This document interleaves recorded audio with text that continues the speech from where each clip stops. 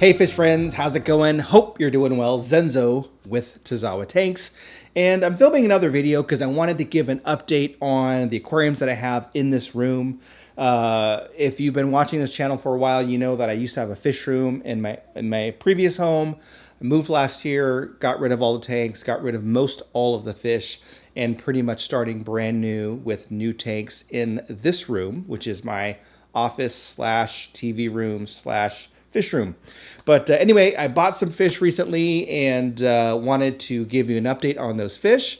So I thought, yeah, let's just make a quick little video, show you the fish that I got, give you an update on some of the tanks, and hopefully you enjoy it. Well, it's been a while since I've been fish shopping outside of going to the aquarium co-op store and bringing some fish home. So I am at Ultimate Aquarium. I called here a little bit ago. They have some fish here that I want to get. So let's go get some fish for the new tanks. All right. It pains me to buy shell dwellers, but they have them here. So I'm going to get them. And I think I'm going to get some Juliachromis. They have a lupi, but I don't think I'm going to get these ones, but I am going to get some Juliachromis. These are the Transcriptus, which I've had before. They also have Tropius, but I don't want to deal with them eating plants. And they have platinum rice fish, so I'm going to get some of these guys for the loach tank, which I think will look great.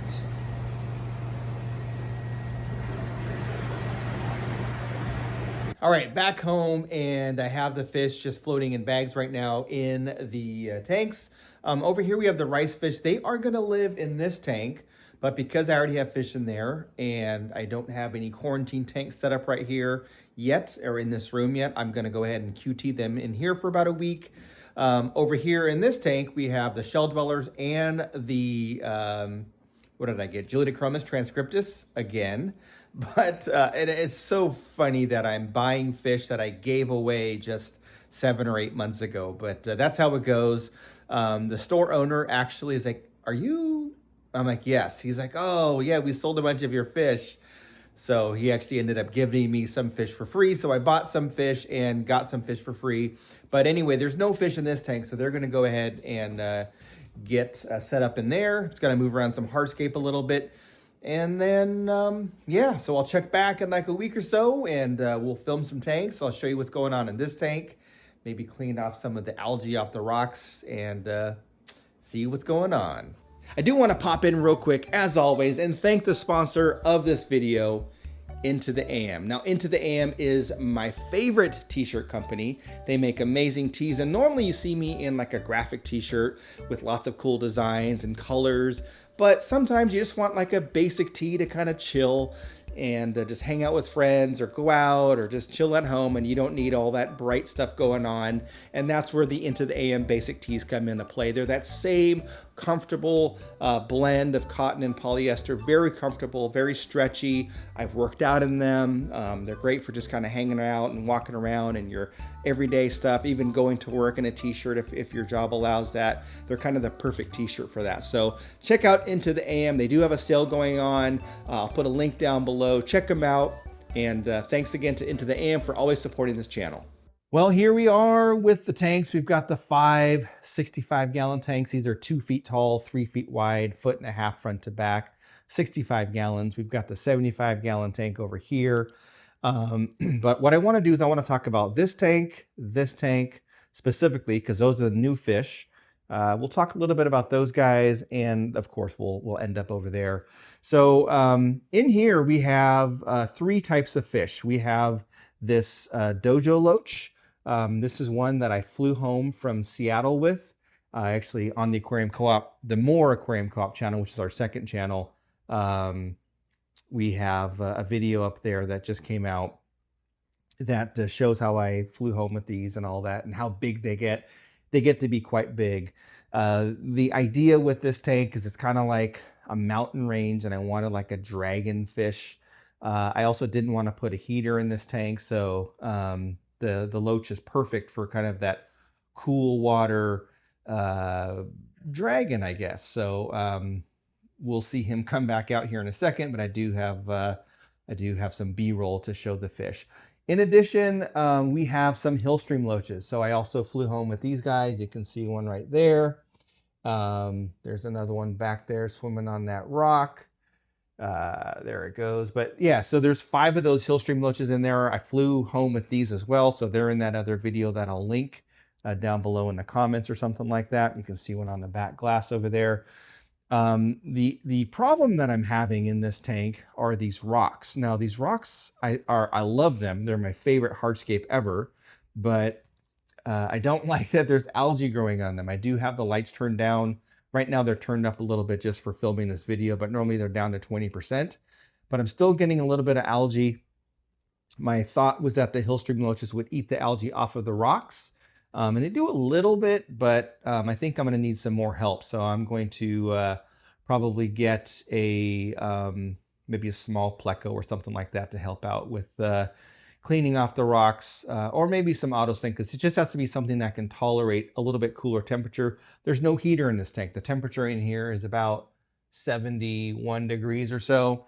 So not like tropical, but not cold.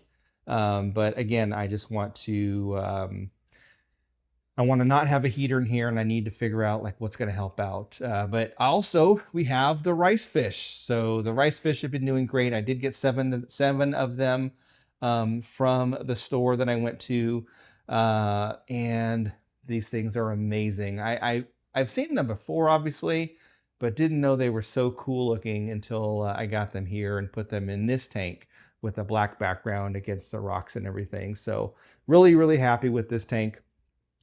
For some reason, that dojo loach is being shy, probably because I'm standing here and disrupting everything, but I do have some B-roll, so I'll pop that up here. Over here is the Tanganyikan community tank. This is the weird one where, you know, you saw in the store that I ended up buying some shell dwellers and the Julidochromis. I did have them pick out the ones that didn't have any of the Muppet mouth showing, which is just kind of like a little genetic physical flaw that happens from time to time. But these don't have them. The funny story is, as I was checking out, the guy's like, are you part of the San Francisco Aquarium Society? And is your name Zenzo? Because he looked at the credit card, and I'm like, yeah. He goes, I think I sold some of your fish. Well, it turns out that, ooh, okay, hang on real quick. There's the dojo loach. Just came out. My dragon. So cool. Look at that fish. That thing's going to get big too. So anyway, back over to these guys. So he ended up where all those fish that I gave away at the old fish room, some of them ended up in his store. And so he sold the fish that I bred, and it was just weird buying them again. So he ended up giving me a discount and gave me some free fish as well, because he did sell some of my fish. But anyway, these are the multifasciatus. I've shown these on my channel many, many times. Obviously not these exact ones, but these species of fish have been in my care before. So they will, yeah, they'll spawn eventually, and I'll hopefully get a bunch more. Over here we have the Julidochromis. There's one right there. There happens to be one over here. My intent was for them all to live in the rock pile, but this one kind of like lives over here. What is funny is that if they get too close, the shell dweller will chase them away. So it's usually this guy, so that's probably my male, or maybe that one. But it will chase away the shell dweller, the transcriptus, the Julidochromis transcriptus, because sometimes this one will swim over here, and then if it gets too close, this guy chases them away. That's kind of like that. Like, I was like, don't come over here, buddy. So, so this is kind of the Julidochromis area. This is the shell dweller area, although I do have that one Julidochromis over there that I guess is not wanting to be near the rock. So maybe there's a little territorial thing going on, which is fine if these end up pairing off and spawning for me and having some fry. So anyway, so that's what's going on with this tank. The other idea, not idea, but the other addition to this tank that I want to do is I want to have like something swimming in the upper part of the water. So something else that can be in a Tanganyikan tank and not eat the plants. So not tropheus or anything. Probably like some Cyprichromis. They're a little bit hard to find, but I probably will end up having to order some Cyprichromis, and we'll get those here. Now this tank is heated and it's like 78, 79 degrees or something like that. I do have heaters in there. But yeah, I've done Tanganyikans before. One of my favorite kind of tanks to set up is a Tanganyikan tank. So eventually I'm going to add some more rocks and kind of build like a bigger rock or dry rock coral little area so that we can have more Julies kind of living over there so that we get less of this back and forth, my spot, your spot. Like they're literally like facing off, and which is kind of funny. I might end up putting a rock here, like as some kind of barrier, so that the shell dwellers don't see. But anyway, that's to be determined. Back over here, that loach is so cool. Well, both of the loaches are cool. Like there's the Hillstream, there's the dojo, and then we've got all these really cool platinum rice fish. I keep wanting to call them white cloud mountain minnows, but they're not. They're platinum rice fish. But yeah, super cool. All right, let's go over here and let's talk a little bit about these tanks.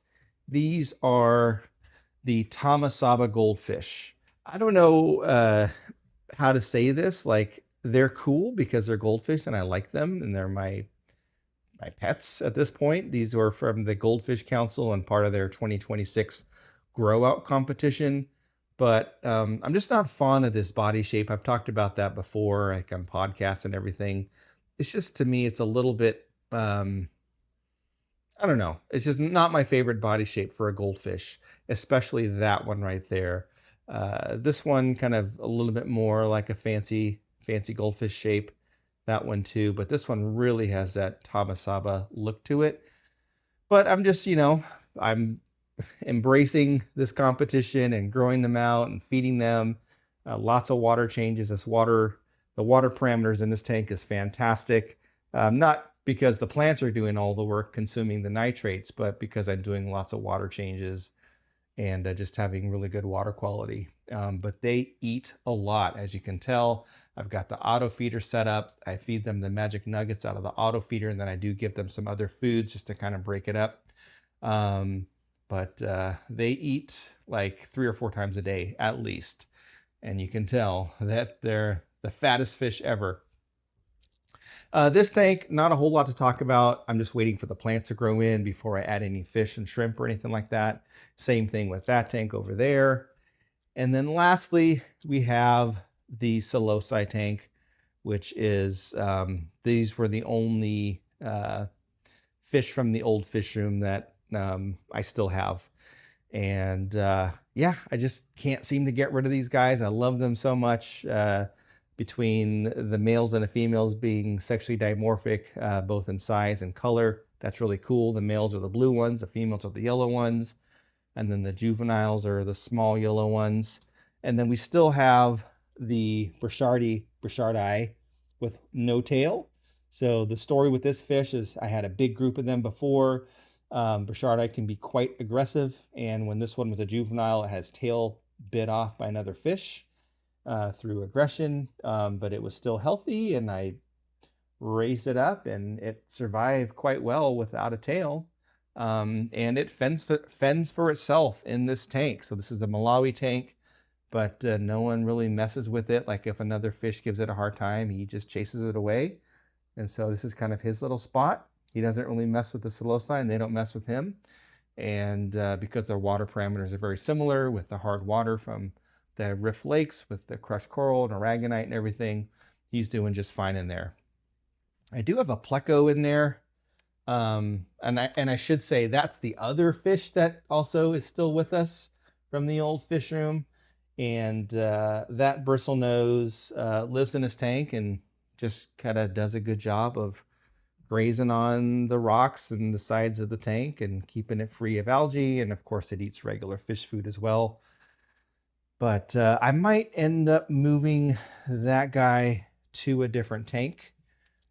But for the time being, I don't really have a need to move it to a different tank. But I may end up moving him to a different tank down the road, as it's really not ideal for a pleco to be in there with all those cichlids.